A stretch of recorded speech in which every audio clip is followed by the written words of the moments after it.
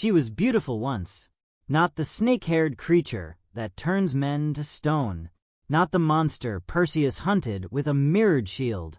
Before all of that, before the curse, before the exile, before the temple floor where everything changed, Medusa was a priestess, a mortal woman of extraordinary beauty, sworn to the service of Athena, goddess of wisdom. She did not choose what happened next. Poseidon, god of the sea and brother of Zeus, forced himself upon Medusa inside the sacred temple of Athena, inside Athena's own house, on Athena's own ground. Medusa was the victim, and yet it was Medusa who was punished.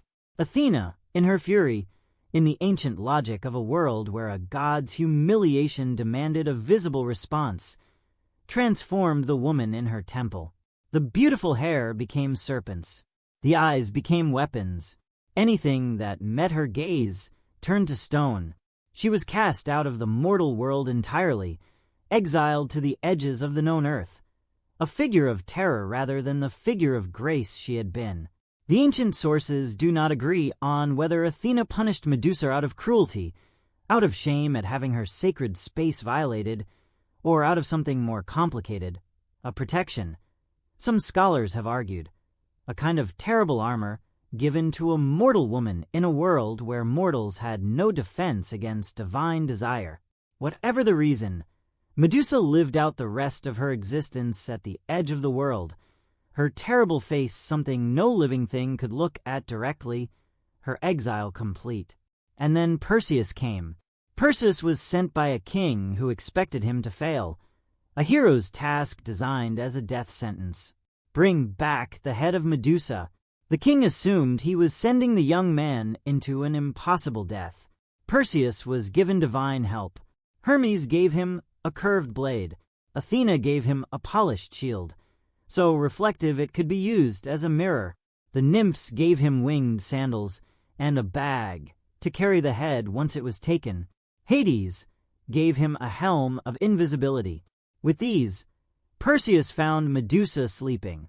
He did not look at her directly. He watched her reflection in the polished shield, moving backward toward her, and cut her head from her shoulders without ever meeting her gaze. From her blood that poured onto the ground, two things sprang.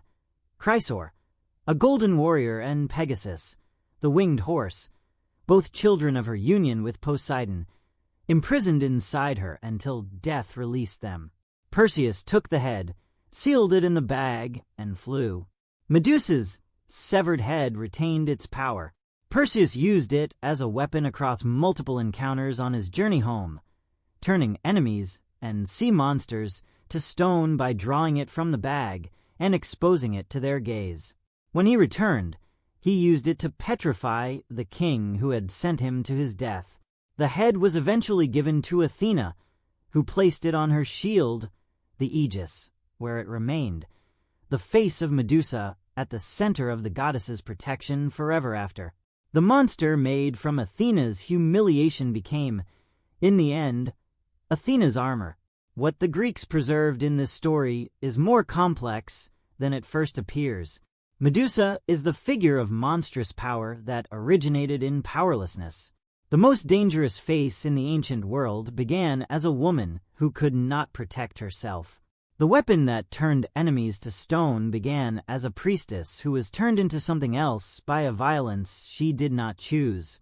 And the image the ancient Greeks put at the center of their most powerful protective symbol, the Gorgonian, the face on the shield, the image carved above doorways and worn in amulets to ward off evil, was hers.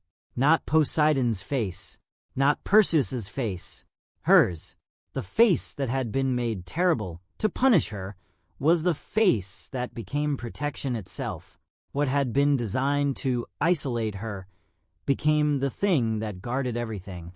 The Greeks lived with that paradox on their shields, above their doors, around their necks for 1,000 years, and never seemed to have questioned it, which suggests they understood it.